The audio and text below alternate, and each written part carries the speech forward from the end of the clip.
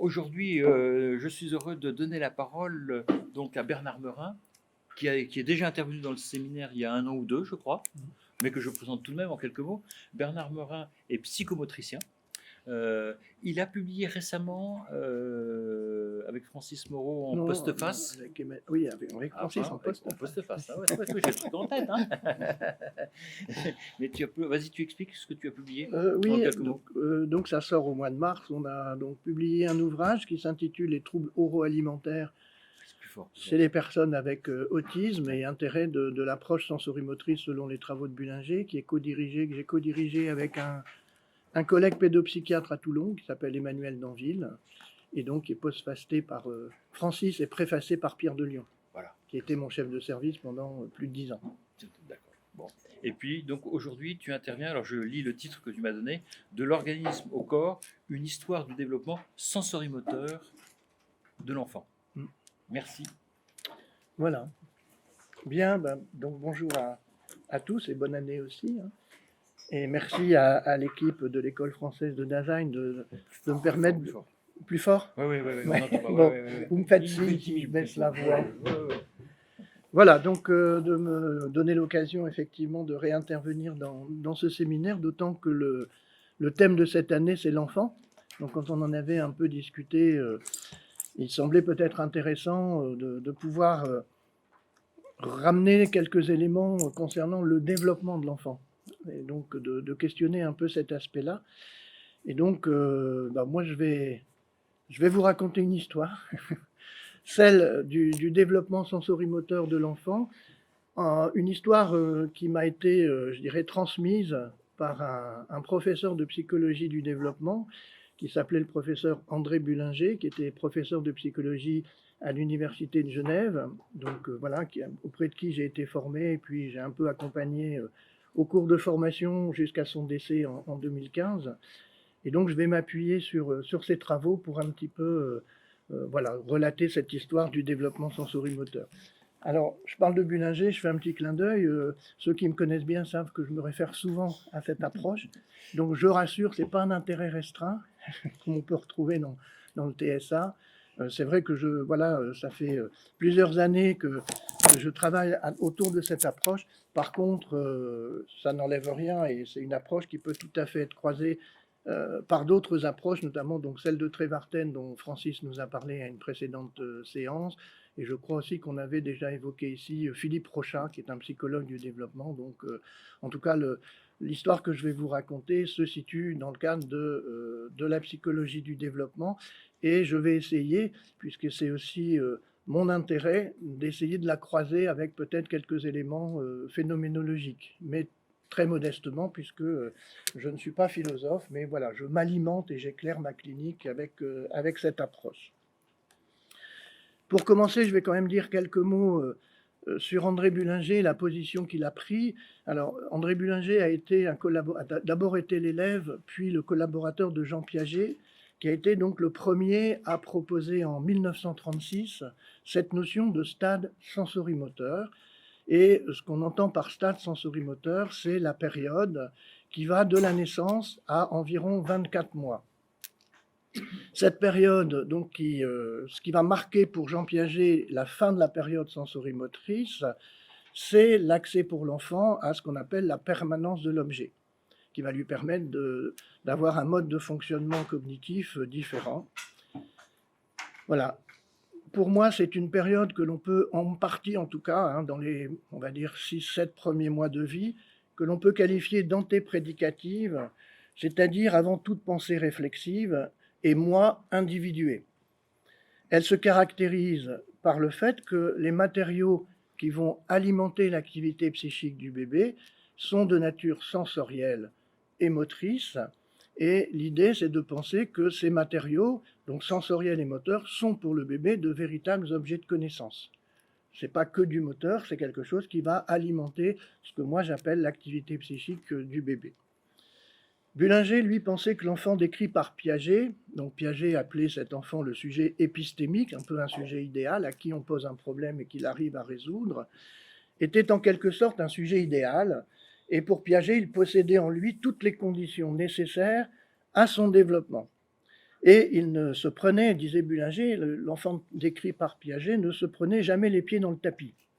Ce qui veut dire qu'il n'avait pas forcément d'émotion, il pleurait pas, voilà, il avait surtout cet aspect de résoudre les problèmes qui lui étaient confrontés selon l'âge qu'il avait. Cette description de l'enfant par Piaget était déclinée en termes de stades et elle était surtout centrée sur les aspects cognitifs. Et cette approche piagétienne laisse peu de place aux dimensions toniques, émotionnelles et affectives. Or, il nous semble que l'enfance ne peut pas être réduite à une succession de stades ou d'étapes, mais doit plutôt être envisagée comme un processus. Alors hier, on a eu une réunion avec Philippe et le mot processus a émergé pour parler de l'enfance qui est plutôt vu de ce côté comme un processus fait de transformations cohérentes impliquant plusieurs dimensions, comme la dimension organique, la dimension tonico-émotionnelle et affective, mais aussi la dimension sociale et bien sûr la dimension cognitive. Quand personnellement j'évoque une cohérence développementale, cela concerne tout autant l'enfant que j'ai l'habitude d'appeler ordinaire, ce qui évite la référence à l'enfant dit normal. Car il y a toujours une cohérence, une logique derrière toute forme de développement chez l'enfant. En quelque sorte, je dirais, il n'y a rien d'aberrant. S'il y a des souffrances, il y a des difficultés d'adaptation, il y a une logique sous l'angle de la logique développementale et on peut essayer toujours de comprendre cette logique développementale. Alors, pour pouvoir un peu décrire ce développement de manière un petit peu plus large que la description purement piagétienne, Bullinger va s'ouvrir à d'autres auteurs, dont un qu'on a déjà évoqué ici, c'est Henri Wallon. Un autre, c'est Julian de Ajuria-Guerra, qui était donc neurologue, psychiatre, psychanalyste, et qui était celui qui a écrit le fameux manuel de psychiatrie de l'enfant dans les années 70, et qui, au passage, puisque je suis psychomotricien, avec Eric qui est psychomotricien ici, et papa un peu de la psychomote, puisque c'est quand même grâce à lui que les pratiques psychomotrices ont pu à un moment donné émerger. Et Bullinger va aussi s'intéresser à des psychologues que moi personnellement je ne connaissais pas à l'époque, ce sont les psychologues russes, comme Alexis Leontiev, Lev Vygotsky, parce que ce sont des auteurs qui se sont bien sûr intéressés à la dimension sociale de l'enfant. C'est-à-dire l'enfant ne peut pas se développer tout seul, c'est un être qui est d'emblée un être ouvert au monde, donc c'est d'emblée un être social qui va progressivement au cours de son développement s'individuer. On ne part pas d'un individu bébé qui va se socialiser, on part d'un individu ouvert au monde qui va s'individualiser au fur et à mesure de son développement. Pour évoquer le développement de l'enfant dans la période donc dite sensorimotrice, on va s'appuyer sur la notion d'espace corporel, qui vont s'articuler entre eux. Ces espaces corporels, alors de l'espace utérin, je les évoquerai tout à l'heure, on va partir de l'espace utérin à ce qu'on appelle l'espace du corps, se développent simultanément à la mise en place de coordination liées à la fois à la maturation neurophysiologique, mais aussi aux compétences relationnelles de l'enfant. Autrement dit, au fur et à mesure que l'enfant grandit, il développe des moyens d'action, et ces moyens d'action, sous-tendus par une appropriation et une maîtrise de ses capacités liées aux propriétés de l'organisme, en termes de mouvement, en même temps, cela entraîne une compréhension de soi et de son environnement. Alors, le terme organisme, on renvoie à la réalité matérielle. C'est le soma. Il a ses propres fonctionnements biologiques et il est capable de mobilisation. L'organisme, c'est quelque chose qui nous contraint. On n'a pas décidé d'être fille ou d'être garçon, et je ne peux pas m'envoler comme un oiseau. Néanmoins, c'est aussi la condition indispensable pour être en interaction. Je parle parce que j'ai des cordes vocales, et vous m'entendez parce que vous avez un système auditif. Nous pouvons donc dire que dans toute activité, il y a à la fois une capacité liée aux propriétés de l'organisme et en même temps un investissement propre à chacun de cette activité. Alors je vais prendre un petit exemple qui j'espère pourra illustrer mes propos. Je vais prendre la conduite de nourrissage. Lors de la première tétée, pour ceux qui en ont l'expérience, On peut dire que la sollicitation tactile autour de la bouche déclenchera la conduite succion-déglutition, conduite qui est biologiquement programmée et qui se met en place dès la vie intra-utérine. Nous avions donc, a priori, tous cette capacité à notre naissance. Par contre, nous n'avons pas été nourris au même sein. Nous n'avons pas été nourris par les mêmes personnes. En conséquence, sur la base d'une capacité commune liée aux propriétés de l'organisme, la succion-déglutition, nous avons chacun investi différemment notre propre expérience de nourrissage. Ce double mécanisme, à la fois sous-tendu par la réalité organique et l'éprouvé de l'expérience en relation, soutiendra le développement de ce que Bullinger appelle les représentations corporelles ou, in fine, ce qu'on appelle le corps. Ce terme renvoie à la manifestation d'une activité psychique. Il se comprend comme un ensemble d'espaces emboîtés dépendant des coordinations sensorimotrices. Autrement dit, c'est un processus psychique covariant des coordinations qui se mettent progressivement en place. Cette manière de concevoir le développement laisse entendre que l'enfant ne s'approprie pas son organisme comme un corps déjà constitué et que c'est une construction progressive qui est en lien aussi avec la maturation neuroanatomique et bien sûr la qualité des interactions. La description de ces différents espaces corporels et les coordinations qui leur sont associées me servira de trame pour vous raconter cette histoire qui peut, comme toute histoire, commencer par « Il était une fois ». Pour terminer cette introduction, je voudrais quand même préciser une petite chose, c'est comment on peut comprendre l'évolution des objets de connaissance durant cette période sensorimotrice chez l'enfant. Parce que durant cette période sensorimotrice, la capacité qu'a l'enfant de comprendre ce qui se passe évolue en fonction de son développement. On va repérer 3 niveaux. Alors, ces 3 niveaux qui vont aussi recouvrir un peu ce que Piaget a dit de cette période dite sensorimotrice. Un premier niveau, c'est la qualité de l'interaction entre le bébé et son environnement qui alimente l'activité psychique. Si je reprends l'exemple du nourrissage, l'objet de connaissance, si j'essaye de me placer, ce qui est très compliqué, j'essaye de comprendre du point de vue du bébé, ce qui alimente son activité psychique, ce n'est pas l'objet matériel, ce n'est pas le sein ou le biberon, ce n'est pas non plus l'organisme, sa bouche, ni l'espace qui les contient. C'est l'interaction qui est source d'objets de connaissance, c'est la qualité interactionnelle, en lien bien sûr avec tous ces éléments.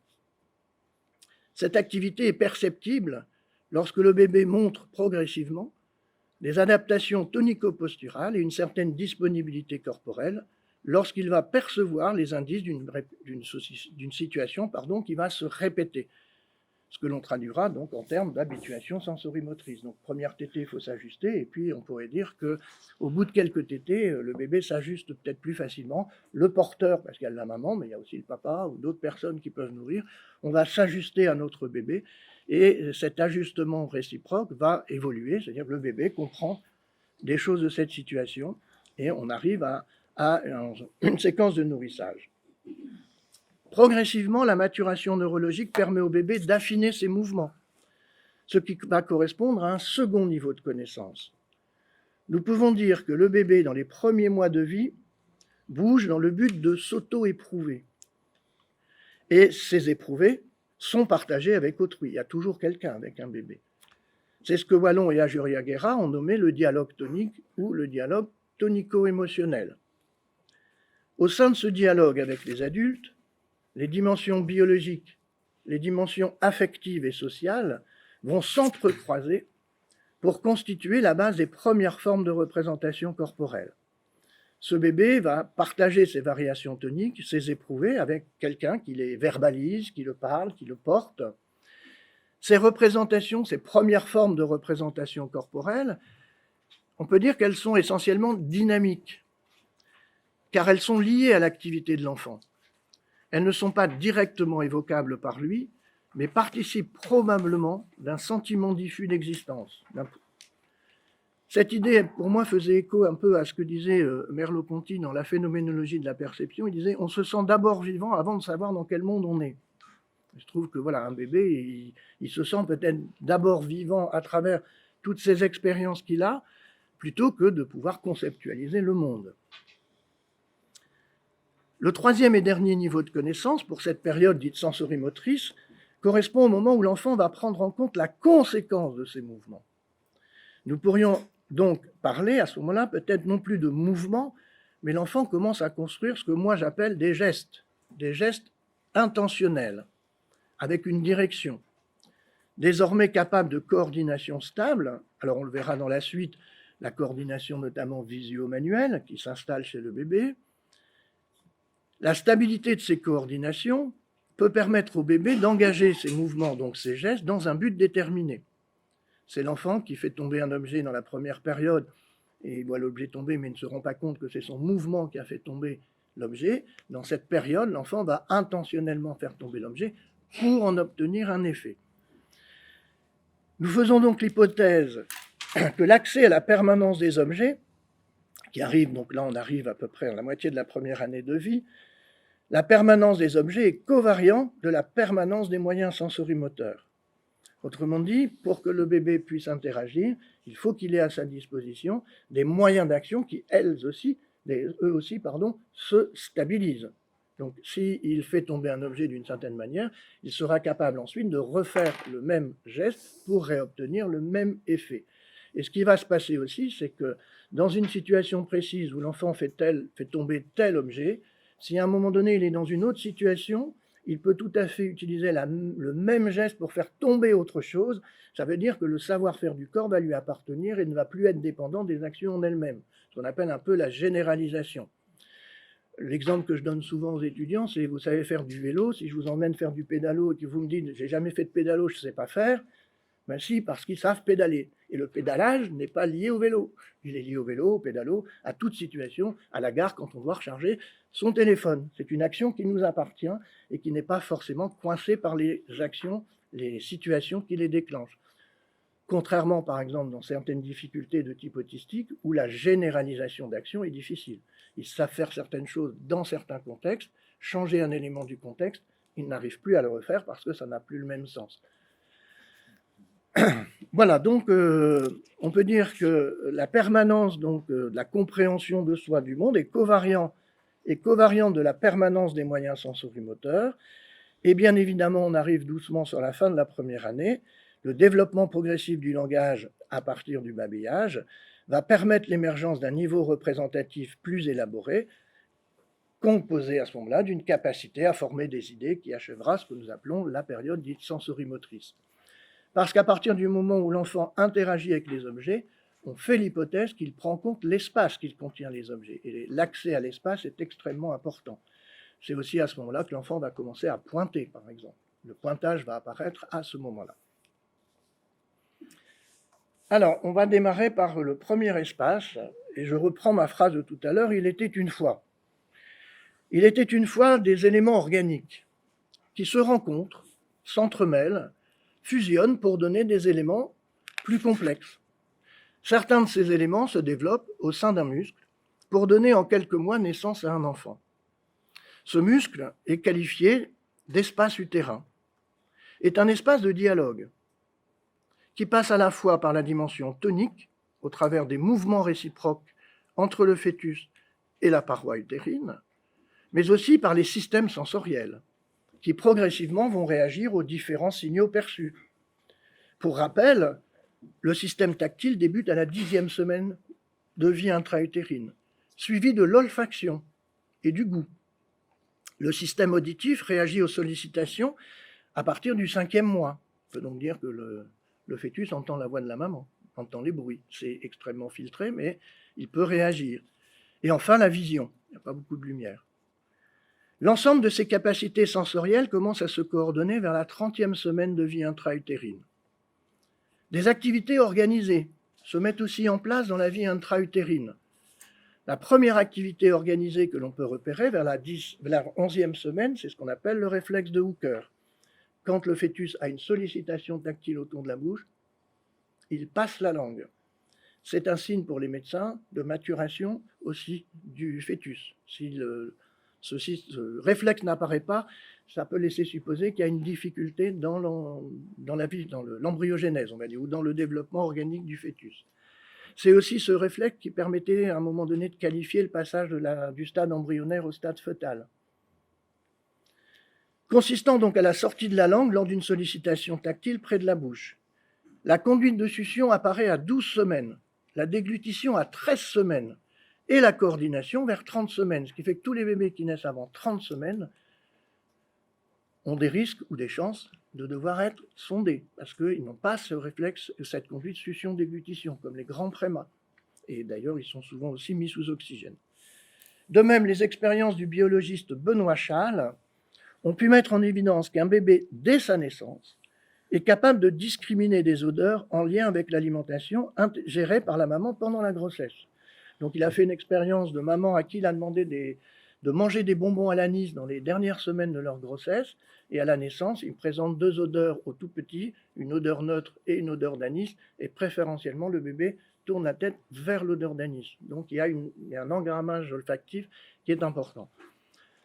Ça me rappelait, j'en avais parlé avec Bullinger, une vieille référence, c'est Françoise Dolto qui, dans l'image inconsciente du corps, raconte l'histoire d'Agnès, dont la maman était hospitalisée, qui ne se nourrissait plus, et on avait dit, adressez-vous à cette dame, elle doit avoir de bonnes idées, et elle aurait dit à l'époque, mettez un vêtement de la maman autour du cou du bébé, et elle dit dans son livre, le bébé a bu tout son biberon.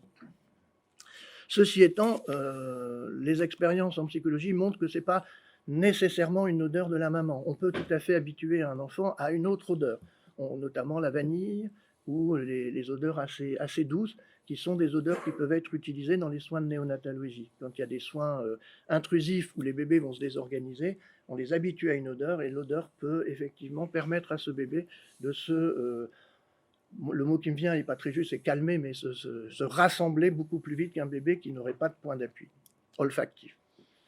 Alors, la naissance va bien sûr entraîner un grand bouleversement, notamment sur le plan sensoriel. Alors, je dis grand bouleversement parce que c'est une expression que je préfère à celle de traumatisme de la naissance. Perte de la contenance, passage à la respiration aérienne et à l'alimentation fractionnée. Et surtout, découverte de la gravité. On peut dire qu'à la naissance, le bébé apprend son poids. Et c'est le milieu humain qui, dans son accueil, à la fois psychique bien évidemment, mais aussi physique, qui donnera au bébé ses premiers appuis pour qu'il s'enracine dans son milieu. Voilà, donc on est sorti du ventre de maman, et donc le deuxième espace dont on peut penser que le bébé permet au bébé de commencer à se constituer ses représentations corporelles, c'est l'espace de l'apesanteur. L'espace de l'apesanteur n'est pas à proprement parler un espace situé corporellement, comme le seront les espaces suivants. Mais il peut être considéré comme le soubassement des représentations corporelles, au sens où la stabilité posturale est nécessaire pour permettre une capacité d'action optimale et donc une compréhension de son environnement. À partir de 2 postures naturelles, celle qu'on appelle symétrique, où le bébé est en enroulement et où les mains viennent spontanément autour de la bouche, vous prenez le bébé, vous l'enroulez, en général, il se met les mains autour de la bouche, c'est une posture naturelle, et il a dans sa boîte à outils une seconde posture qu'on appelle la posture asymétrique, qui est également appelée posture de l'escrimeur. Vous mettez un bébé sur le dos, il a la tête qui se tourne d'un côté, la main se met en extension, l'autre main en flexion, et le point d'appui du bassin est inverse à là où la tête est tournée. Donc la colonne est légèrement tournée, ce qui permet à plusieurs mois plus tard, plusieurs semaines et mois plus tard, au bébé de faire des roulés-boulés, de pouvoir passer d'une posture à une autre. Donc ce qu'on appelle la posture de l'escrimeur, où le bébé est sur le dos, tourne la tête latéralement vers un point d'appui contralatéral au niveau du bassin.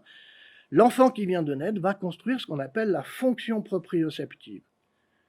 Cette fonction est liée à une coordination entre le système vestibulaire, la sensibilité profonde, et puis d'autres modalités sensorielles comme le tactile et le visuel. Cette fonction, et également à travers le portage, permet au bébé, permet à l'enfant de s'ajuster progressivement aux effets de l'apesanteur pour construire sa verticalité. Et ce rapport harmonieux à la gravité est fondamental. Alors là, j'utiliserai une jolie phrase d'Étienne Klein, qui a écrit un livre qui s'appelle Anagramme renversante, que je vous conseille de regarder, où il a pris des phrases, et il a mélangé les lettres des phrases, et il en a fait d'autres phrases. Et dans ces anagrammes renversantes, on trouve la phrase suivante, enfin l'expression suivante, la gravitation universelle. Il a mélangé les lettres et ça donne la loi vitale régnant sur la vie. Je trouve que c'est assez intéressant de rappeler que le rapport à la gravité est vraiment un sous-bassement fondamental. Je dirais même que j'espère que vous êtes bien installés pour bien m'écouter. Parce que si vous n'étiez pas en position stable, ça serait plus compliqué de prêter attention à ce que je dis. D'autres auteurs ont mis l'accent aussi sur les liens étroits entre portage physique et portage psychique. On pense à Winnicott, avec la notion de holding et de handling.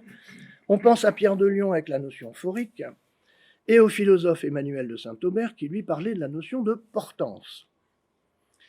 Dans les cas où ce rapport à la gravité est fragile, le redressement pourra se faire, mais les conséquences impacteront l'ensemble du développement de l'enfant. Ce dernier contrebalancera cette fragilité par une hypertonie qui soulignera non pas une adaptation à la pesanteur, mais je pourrais dire une lutte contre la pesanteur et ne sera pas ajusté.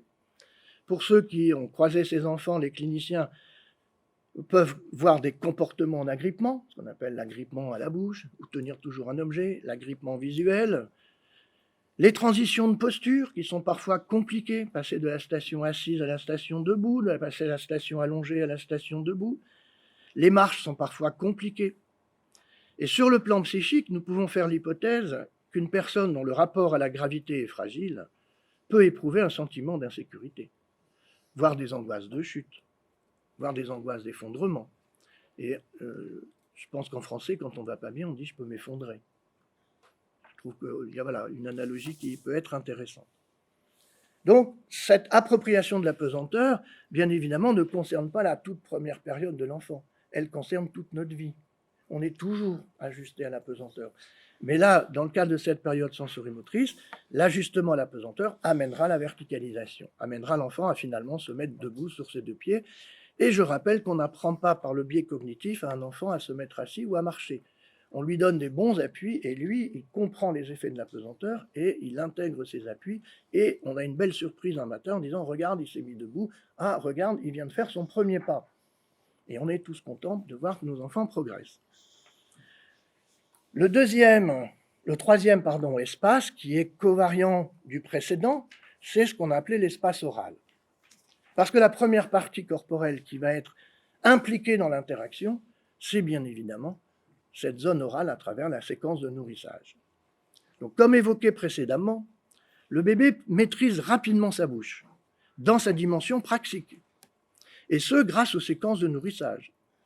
Mais c'est aussi, comme nous venons de le voir, grâce à la qualité du portage.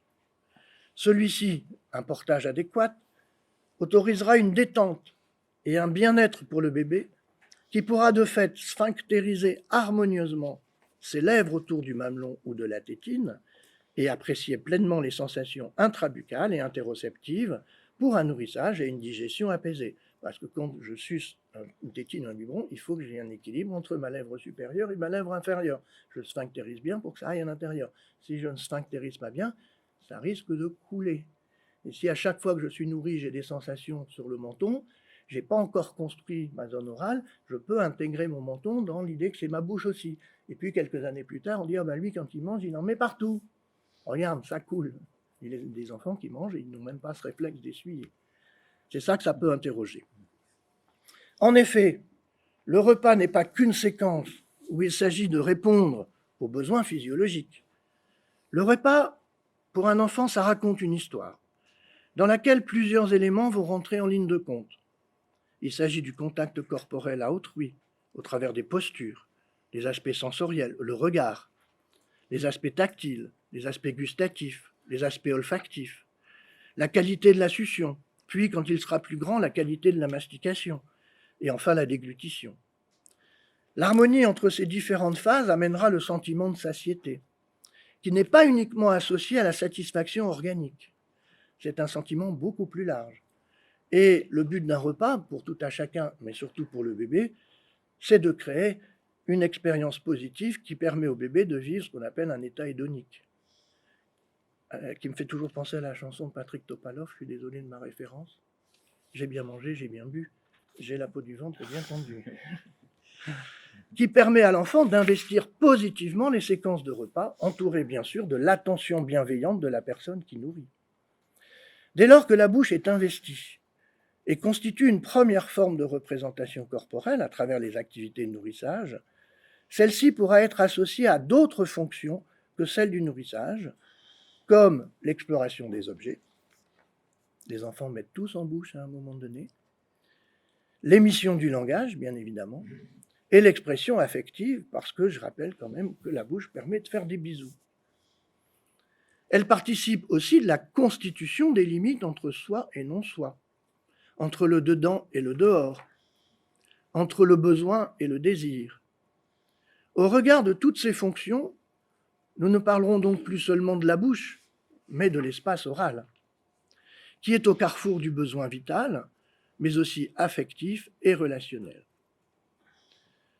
Sur le plan psychique, nous faisons l'hypothèse que le rythme des repas, puisque quand je sors du ventre de maman, je ne suis plus en alimentation continue, par voie sanguine, je suis en alimentation fractionnée. Et je dois être active dans cette séquence. Le rythme des repas, des fonctions de vidage, de remplissage, je suis plein, je suis rempli, je me sens bien, j'ai une tension interne qui me fait pleurer, que mes parents perçoivent comme « tu as faim », associés au sentiment, peuvent être pensés comme associés au sentiment de se sentir exister. Alors, j'ai retrouvé une référence dans le groupe que nous faisons sur l'île, qu'on appelle Philopsie. On a, il y a quelque temps, étudié Corinne Pelluchon dans son livre Nourriture. Et dans son livre, elle parle d'ego gourmand. Elle dit dans son livre déclarer que se nourrir donne sens et saveur à l'existence, décrivant le sujet dans sa corporéité, dans la matérialité de son existence. Je la cite, « Je mange pour satisfaire mes besoins, mais aussitôt le besoin vire en plaisir qui est recherché pour lui-même. » Je trouvais que c'était intéressant, elle plaçait cette notion de cogito gourmand. Les fragilités dans la mise en place de cet espace dans le développement de l'enfant peuvent s'exprimer par les troubles alimentaires, bien évidemment, par les troubles du langage, mais aussi par des troubles de la régulation tonique. Pourquoi ? Parce que dans le cadre du développement du tonus, ce qui sert de point d'ancrage du tonus, c'est la zone orale. C'est la point de référence. C'est-à-dire quand tout ça c'est bien organisé, en général, le reste étant référé à la zone orale s'organise bien.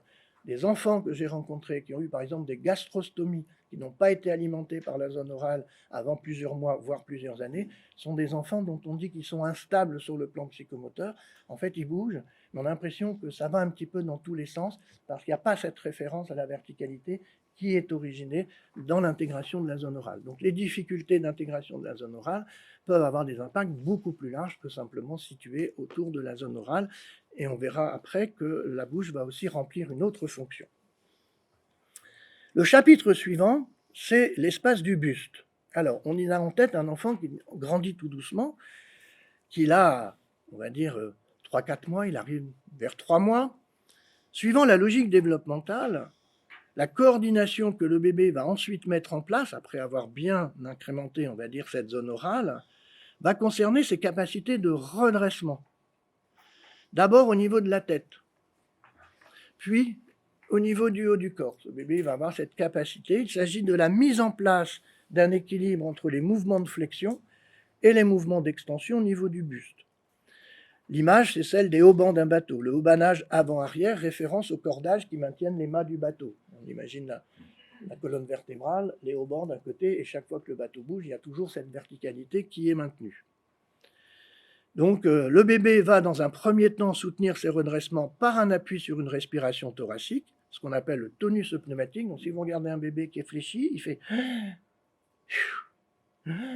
Et à ce moment-là, il se redresse sur le tonus pneumatique et il peut engager un regard. Il peut engager un regard qui est beaucoup plus présent que dans les semaines et les mois précédents. Mais aussi par un phénomène de maturation au niveau de l'œil. Alors en fait, ce qui se passe à 3 mois, c'est qu'à la naissance, l'œil n'est pas mature du bébé. Ce qui est mature chez le bébé, c'est ce qu'on appelle la vision périphérique. La vision focale, qui est la vision qui nous permet de voir de façon précise, n'est pas mature à la naissance. Ce qui fait qu'un tout petit, dans les premiers mois et les premières semaines, organise essentiellement sa vision sur la vision périphérique. C'est-à-dire les cellules, c'est les bâtonnets. Or, la vision périphérique est très sensible au contraste lumineux. Donc le bébé, il cherche surtout les hauts contrastes de lumière. Donc si vous sollicitez un bébé avec des contrastes lumineux, ça va attirer le regard. On peut supposer que les jouets très colorés ont beaucoup plus d'impact sur la vision périphérique que focale. Et vers 12 semaines, cette vision focale est mature parce qu'elle a été sollicitée par la lumière, ce qui fait que cette coordination va permettre au bébé de s'appuyer sur sa vision focale, et du coup la vision périphérique va lui permettre de contextualiser ce qu'il voit. Si vous pouvez, ou moi, regarder et comprendre ce qu'on voit, c'est qu'on a une vision focale et en même temps, ce qu'on voit en focale est recontextualisé par tous les éléments de la vision périphérique. Et les deux visions se coordonnent. Dès lors, de réelles explorations visuelles peuvent apparaître. On va dire, le bébé commence vraiment à nous regarder. Les premiers sourires sociaux qui vont apparaître. Donc, vont apparaître de nouvelles coordinations, surtout ce que le bébé va mettre en place, puisqu'il commence à s'intéresser en focale, il va mettre en place ce qu'on appelle la coordination visuo-manuelle. Sur le plan du déploiement de la vie psychique, nous pouvons faire l'hypothèse que la stabilité du buste, c'est-à-dire plus le bébé va maîtriser cette stabilité du buste, les nouvelles explorations visuelles autorisent la création d'un sentiment, alors ce qu'on appelle nous l'arrière-fond, que je traduirais par le bébé, il maîtrise de plus en plus son redressement, il peut donc décoller son dos, il peut tendre les bras pour aller dans les bras de l'autre, il regarde en vision focale. On pourrait donc dire, je peux progressivement tenir mon buste sans appui systématique dans le dos pour mieux m'intéresser à ce qui se passe devant. Donc ce qui est intéressant à cette période, c'est pas seulement que le bébé arrive à maîtriser son buste, c'est qu'il commence à s'intéresser, grâce à cette capacité visuelle, il s'intéresse de plus en plus à ce qui se passe autour de lui. Cette notion d'arrière-fond, associée à la vision désormais mature, servira de base sur ce que nous observons ensuite dans le développement. Alors, à savoir, puisque ça c'est connu en psychologie développementale, ce qu'on appelle l'interpénétration des regards, ce qu'on appelle l'attention conjointe, la capacité de regarder de façon commune avec quelqu'un dans une direction conjointe, et ce qui va aussi apparaître progressivement, c'est la capacité à pointer vers. Je regarde et je pointe. Et voilà, on sait que chez le bébé, il y a deux types de pointage. Le pointage qui apparaît vers 6 mois, c'est le pointage impératif. Je veux le gel hydroalcoolique, que ce soit Philippe ou vous qui me le donniez, à la limite, peu importe. Par contre, plus tard, vers 9 mois, si je regarde Philippe, je lui montre le gel alcoolique et je le regarde pour savoir ce que lui pense du gel hydroalcoolique. Là, on est dans une tiercité, c'est-à-dire je m'intéresse non pas au gel, je m'intéresse à ce que lui pense du gel. Ça, c'est ce qu'on appelle le pointage déclaratif qui demande une élaboration un peu plus complexe. Dans le cas de la fragilité du déploiement de ces nouvelles représentations corporelles, nous pouvons observer chez les enfants qui ont des difficultés, des rigidités au niveau du buste, souvent en hyperextension arrière, le maintien du tonus pneumatique. Alors, je ne sais pas si vous avez déjà entendu des personnes qui sont extrêmement raides, ils ont une voix souvent très haute. « Bonjour, ça va ?» Ils ont une voix courte, ils sont assez vite essoufflés parce que la respiration reste. Et on peut penser que cette respiration reste parce que, comme quand on a peur, je me rigidifie, je gonfle mes poumons pour être bien raide. Et donc, il y a des personnes, des enfants ou des adultes qui peuvent donc avoir encore ce tonus pneumatique comme pour soutenir leur redressement face à la gravité. Donc, les voix sont mal placées, les respirations sont courtes. Et on peut aussi observer, et je pense que les cliniciens parmi vous l'ont déjà observé, ce qu'on appelle le maintien de la vision périphérique dans certaines situations, notamment dans les TSA, ces personnes qui donnent le sentiment de ne pas regarder en face parce qu'il y a un maintien de cette vision périphérique et en fait, ils ont toujours l'impression d'avoir le regard sur le côté. De ce fait, la communication par le regard est beaucoup plus compliquée. Et dire à quelqu'un qui est en vision périphérique « regarde-moi », c'est compliqué. Et avoir des lunettes en vision périphérique, c'est compliqué. Parce que si moi je mets des lunettes et que je suis en vision périphérique, ma vision périphérique peut être barrée par les lunettes. Donc c'est des choses qu'on a en tête si on se pose la question pour les enfants qui sont en difficulté. L'espace suivant, et donc l'avant-dernier, c'est ce qu'on appelle l'espace du torse. Quasi simultanément à la maîtrise des mouvements de flexion-extension, je dis quasiment simultanément, l'enfant va avoir la capacité de maîtriser ce qu'on appelle les mouvements de rotation. Donc, si je mime, je suis capable de maîtriser flexion-extension, ma vision périphérique se coordonne avec ma vision focale, je commence à m'intéresser de manière beaucoup plus active à ce qui se passe autour de moi, et je vais avoir la capacité de pouvoir maîtriser ces mouvements de rotation. Physiologiquement parlant, pour un enfant, c'est beaucoup plus facile de maîtriser les mouvements de flexion, d'extension que les mouvements de rotation. Si vous demandez à un enfant de faire ça, il n'y a pas de souci. Si vous lui demandez de faire ça, c'est là où vous voyez peut-être apparaître des mouvements de langue, des mouvements de l'autre main, parce que physiologiquement, le mouvement de rotation est un peu plus complexe. Donc, on va appeler ça l'espace du torse. L'équilibre avant-arrière étant établi, le buste peut désormais effectuer des rotations actives et s'animer dans différents plans de l'espace. Au niveau de l'expérience, les mouvements de rotation permettent à l'enfant d'éprouver que les épaules peuvent partir d'un côté et le bassin peut partir de l'autre côté, comme quand vous dansez le twist. Ah oui, ça veut donc dire que l'enfant peut prendre conscience qu'il y a une articulation ici, qui est l'articulation du bassin. Donc, les rotations actives, le buste va pouvoir s'animer dans les différents plans de l'espace, entraînant une dissociation des mouvements entre le bassin et les épaules. Ces mouvements de rotation permettent à l'enfant d'explorer beaucoup plus aisément ce qui se passe à droite, ce qui se passe devant et ce qui se passe à gauche. Et cela peut être associé au regard. Il peut suivre les actions en cours. C'est aussi à cette période que les enfants amènent les objets à la bouche pour les explorer. On peut donc dire que la bouche va jouer un rôle différent de celui du nourrissage, qu'on appelle le relais oral. Et le fait de pouvoir mettre les objets en bouche, ça permet de les passer d'une main dans l'autre. Puis comme l'enfant s'intéresse à cette coordination visuo-manuelle, s'intéresse à ce que ses mains ont en bouche, progressivement, il fait ça, et il peut passer l'objet d'une main dans l'autre, ce qui, bien évidemment, va soutenir les coordinations bimanuelles. Cette manipulation plus active des objets, on peut donc dire plus intentionnelle, sous contrôle visuel, permet à l'enfant de prendre progressivement en compte la conséquence de ses mouvements. C'est là où le troisième objet de connaissance dont j'ai parlé tout à l'heure va se mettre en place. Nous pouvons rapprocher ces mécanismes de ce que Piaget appelait les réactions circulaires, secondaires, entre 5 et 9 mois, suivies des réactions circulaires tertiaires entre 11 et 18 mois, où l'enfant se sait à l'origine de ses actions. On va donc parler en termes d'effet spatial du geste. L'enfant prend en compte l'espace et ses effets, signifiant donc que l'enfant prend non seulement en considération la conséquence de ses gestes sur les objets, mais aussi l'espace qui les contient. L'enfant arrive à une dimension où il se rend compte qu'il y a un espace entre lui et les objets, et dans cet espace, il y a des objets, il y a l'autre, et donc ça devient un lieu d'interaction. Donc la phrase de Bullinger, c'est « Quand l'œil parle à la main, leur langage, c'est l'espace ». Toute cette stabilité posturale et ses effets sur les coordinations et la construction praxique soulignent sur le plan psychique la constitution d'un axe corporel bien ancré sur le bassin, et cet axe corporel n'est pas simplement le mécanisme du redressement, il est aussi un étayage pour la stabilité émotionnelle, affective, cognitive et représentative.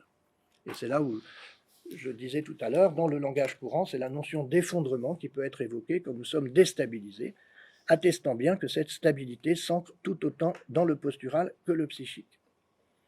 Pour comprendre cette liaison entre l'espace gauche, l'espace du centre et l'espace droit, une expérience en psychologie développementale a été faite. Des enfants d'environ 2 mois à qui on présente un objet à droite et on mesure le temps d'intérêt de l'enfant sur l'objet.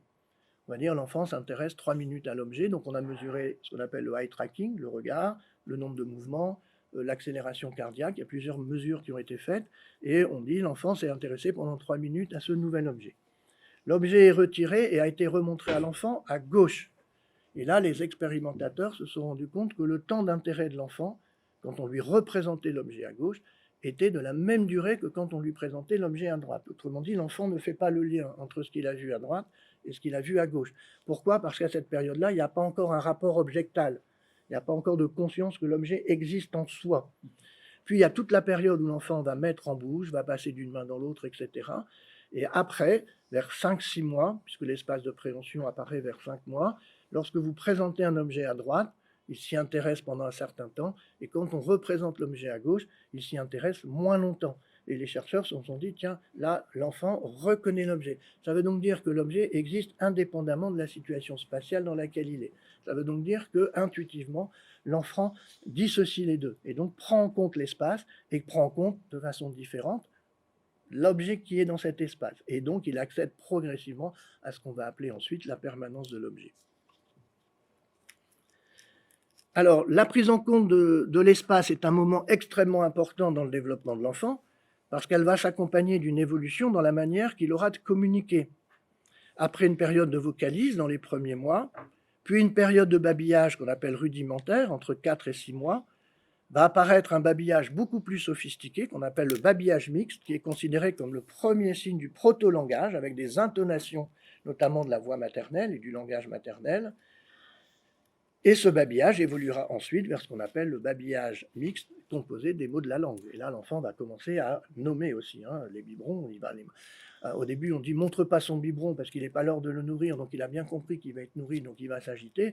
Et puis, plusieurs mois plus tard, il pourra utiliser un vocable pour désigner le biberon s'il s'agit effectivement du biberon.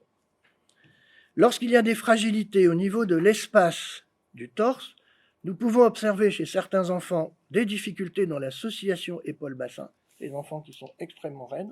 Et par exemple, si Philippe me parle, je vais me tourner comme ça. Je vais tourner mon bassin et mes épaules, alors que théoriquement, je suis capable de faire ça. Et on voit chez certains enfants des raideurs telles qu'il y a très peu de dissociation épaule-bassin, avec une importante raideur au niveau de l'axe. Des coordinations bimanuelles qui peuvent être fragilisées. Des enfants qui, quand vous vous adressez à eux à droite, ils activent la main droite. Et quand vous vous adressez à gauche, ils activent la main gauche. Ces enfants qui peuvent dessiner comme ça et arriver au milieu, ils changent de main. Voilà, c'est des choses. Vous leur demandez de faire les lacets de chaussures, hop, ils font comme ça avec une main. C'est plus facile de mettre l'autre main. On peut voir des choses comme ça. Le relais oral peut également être compliqué, avec une fragilité dans les coordinations visio-manuelles, œil, main, bouche aussi. Comme avait pu le souligner, alors j'ai repensé aussi à cet exemple. Alors, c'est pas du tout dans le registre sensorimoteur, puisqu'à l'époque, c'était quelque chose qui était présenté dans le cadre de la théorie analytique. C'est Françoise Dolto avec son exemple de bouche de main, où elle dit à un de ses patients, tu peux prendre l'objet avec ta bouche de main. Et elle dit, ah là, il y a eu un raccord entre la bouche et la main. Alors certes, je dirais l'interprétation était très analytique, mais moi, avec mon approche sensorimotrice, je me dis, c'est le genre de choses de toute façon qu'il faut concrètement favoriser, cette liaison main-bouche. Parce que ça fait partie du processus développemental qui va favoriser après les liaisons main-bouche, les coordinations bimanuelles. Au fil du développement sensorimoteur, nous pourrions résumer l'évolution des différents rôles de la bouche. Ainsi, à la naissance, elle autorise le nourrissage. Vers 3-4 mois, elle explore les objets. Et vers 6-8 mois, elle sert de relais entre la droite et la gauche avant de déléguer aux mains vers 10 mois, où là, effectivement, l'enfant, même si on continue à mettre des objets dans la bouche. On suce les crayons, on fait ça. Enfin, notre bouche est quand même une sacrée référence d'axe et de point central.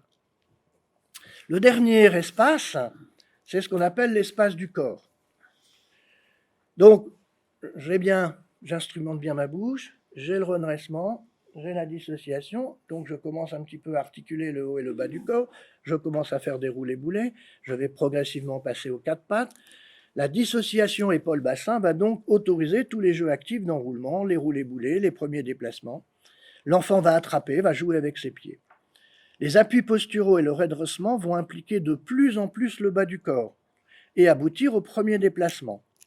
L'enfant donc déplace son espace de préhension, parce que s'il se déplace, c'est parce qu'il a envie d'explorer. Si je pointe, c'est parce que je ne peux pas prendre l'objet. Si je pouvais systématiquement accéder aux objets, je n'aurais pas besoin de pointer. Donc si je pointe, c'est parce qu'à un moment donné, je ne peux pas y accéder.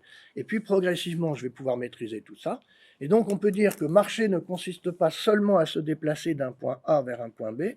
Marcher, c'est s'approprier l'espace pour en saisir les rapports. Donc marcher, c'est pas simplement déambuler, marcher, c'est faire du chemin. Et donc ce n'est pas que la force des moyens musculaires qui permet à l'enfant de se déplacer, c'est la force du désir d'explorer. Il a envie d'aller explorer le monde. L'enfant se déplace non seulement parce qu'il en a les moyens musculaires, mais comme je viens de dire, sur la base d'un désir à explorer et surtout à partager, parce qu'on peut penser que c'est à ce moment-là que l'enfant rentre dans cette dynamique qu'on appelle le partage du monde commun. Il va être de plus en plus en interaction active et il va pouvoir partager ce monde avec autrui. Sur le plan des représentations corporelles, nous pouvons faire l'hypothèse que ce dernier espace, appelé donc espace du corps, achève une première élaboration représentative de l'organisme en tant qu'unité, que je qualifierais tout simplement de unité de la tête aux pieds. À cet investissement du bassin s'inscrira un début d'intérêt pour le contrôle sphinctérien, De même que ce qu'on peut constater sur le plan psychique, et moi j'ai des situations cliniques, c'est que les colères orientées, les oppositions ciblées commencent aussi à apparaître à ce moment-là. Et Henri Wallon allait jusqu'à dire que cette liaison entre le haut et le bas du corps, de cette liaison entre le haut et le bas du corps dérive l'apparition du je, J-E. Je trouve quand même assez extraordinaire. Dans le cas de fragilité, dans cette liaison entre le haut et le bas du corps, nous pouvons observer des laxités articulaires, notamment au niveau des hanches. Le bassin est peu mobile, parfois en fermeture, en flexion complète, ce que j'appelle les enfants clip-clap. Ils sont assis et parfois ils arrivent à mettre la tête sur le genou. Alors on va dire ils sont très souples. C'est pas que de la souplesse, c'est une laxité telle que le bassin est surtout incrémenté en flexion-extension et très très peu en mouvement de rotation. Donc ces enfants, voilà, quand ils se mettent au repos, ils sont complètement en fermeture. Le bassin est peu mobile, avec parfois donc des fermetures en flexion complète, sans rotation. Ce qu'on peut voir aussi, c'est que ce qu'on appelle la fonction d'exploration du pied, quand le bébé joue avec ses pieds, il incrémente, il fait connaissance avec ses pieds, et la fonction d'exploration du pied que nous avons tous, c'est cette fonction qui nous permet de nous adapter sans nous en rendre compte aux textures du sol. Et bien, ces enfants-là ont beaucoup de mal avec cette fonction d'exploration, et cette fonction est souvent chapeautée par ce qu'on appelle la fonction de portage, et vous avez des enfants qui claquent les pieds, qui basculent le poids du corps d'une jambe sur l'autre, qui se cassent la figure dès qu'il y a une texture différente au sol, dès qu'il y a un obstacle, comme si cette fonction d'exploration était difficile pour eux. Et enfin, bien évidemment, on peut inscrire dans ces difficultés d'investissement du bas du corps les difficultés d'accès à la propreté. Et tout enfant ou adulte qui est en difficulté d'accès à la propreté doit nous amener à nous interroger sur la qualité de l'investissement du bas du corps. Ce qui nous semble pertinent dans cette approche, c'est la vision holistique du développement dans laquelle chaque progrès en termes de coordination et leur implication dans l'activité de l'enfant s'articule avec un moment du déploiement des représentations corporelles. Ces deux processus, à la fois corporels et psychiques, sont absolument covariants. C'est en nous appuyant sur les capacités liées aux propriétés de l'organisme en interaction qu'il entretient avec son milieu que nous pouvons saisir la logique développementale. Et on a eu une séance avec Françoise Dastur la fois dernière qui nous a présenté son livre à l'analyse de la présence. Et j'ai retrouvé une phrase qui me semblait intéressante. Elle dit à un moment donné, c'est en écho, c'est pas elle qui le dit comme ça, mais j'avais envie de dire en écho donc à une phrase de Françoise Dastur, il n'est pas nécessaire d'avoir recours à un ego substantiel, mais à une dynamique liée à l'existence. Et je trouve que c'est intéressant de penser les choses comme ça. En clinique, penser une covariation entre l'activité corporelle et l'activité psychique, telle que nous venons de le décrire au niveau du développement de l'enfant, mais qui est finalement toujours opérante, permet de concevoir les mises en forme corporelles, l'aide à l'organisation praxique et aux coordinations, la mise en place des points d'appui participe pleinement de l'action thérapeutique.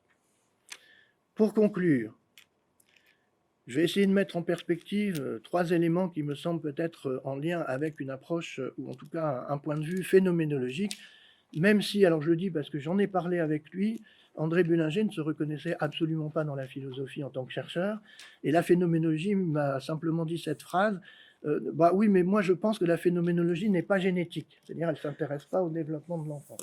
Voilà, donc fin de la discussion, mais ce qui ne m'empêche pas, moi, de continuer à penser les choses dans ce sens-là. Alors je vais vous soumettre 3 petits points. Le premier point est la distinction entre la notion d'organisme en tant que réalité matérielle et la notion de corps, puisque c'est comme ça qu'il débute son travail, en tant que représentation psychique. Cette distinction n'est pas faite pour exclure l'organisme du champ de la psychologie, mais au contraire, pour se prémunir du risque d'oublier que le développement psychique est un processus qui s'alimente aussi des interactions que l'organisme entretient avec son milieu.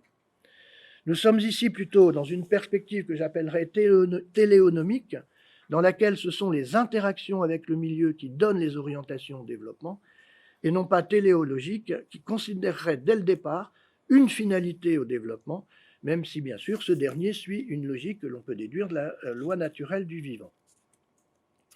Le second point, c'est qu'il n'y a pas à supposer de subjectivité préexistante chez le nourrisson, puisque c'est dans l'interaction entre l'organisme et le milieu qu'elle prend racine. La notion de représentation corporelle, en lien avec le développement, permet de penser que ce processus débute très tôt et que la question que nous devons nous poser, notamment quand nous avons en charge des personnes en très grande difficulté développementale, n'est pas de savoir si elles ont ou non des représentations corporelles, mais à quel niveau de représentation elles se trouvent. Ici, le mot représentation, s'il renvoie à une activité psychique, il n'implique pas d'emblée que cette activité soit claire et consciente. Il se réfère d'abord à la conscience en tant qu'elle est une puissance à créer des liens entre les différentes capacités d'action de l'organisme, de leur donner un sens, et il se décline en termes de degrés, avec un premier niveau qui est celui de la représentation en action ou représentation sensorimotrice. Dans certains textes, vous pouvez le trouver le mot proto-représentation. Au niveau le plus élaboré, ce sont les représentations mentales. J'ai conscience de mon corps, je peux le décrire, j'ai un schéma corporel. Tout ça, c'est une continuité. Il n'y a pas de rupture. Nous pouvons penser ici à Paul Ricoeur qui, dans La nature et la règle, disait que la grande avancée de la phénoménologie était d'avoir pensé la conscience non comme une boîte dans laquelle les choses entrent et sortent, mais comme une ouverture permanente au monde. Et le troisième et dernier point, pour moi, il y a une dimension éthique dans cette vision développementale, en ce sens qu'elle interroge quand même le rapport entre le normal et le pathologique. Les difficultés d'ordre sensorimotrice présentées par les patients, que ce soit des adultes ou des enfants, ne doivent pas être comprises comme des écarts à une norme, mais plutôt comme l'illustration d'un processus qui, sous l'influence de différentes causes, qu'elles soient organiques ou psychiques, a pris une direction singulière. Aussi, nous allons tenter de comprendre ce processus, non en référence à un point de vue extérieur comme peut l'être une norme, mais du point de vue du patient, d'essayer de penser depuis le patient, comme avait l'habitude de le dire Bullinger. Le but est de tenter de comprendre l'organisation de ce processus pour en comprendre à la fois les fragilités, mais aussi les points de force. Il s'agit aussi de comprendre un processus en tenant compte des situations de vie, et ce parfois de manière très concrète, pour entrevoir ce qui peut entraver le processus, mais aussi ce qui peut être un point d'appui. Je pense que c'est important aussi d'avoir cette vision, surtout avec les enfants dans leur milieu. Tout cela permet de construire, pour finir mon exposé, la parole à Bullinger, et il parlait de construire un costume thérapeutique sur mesure pour chaque patient. Je vous remercie.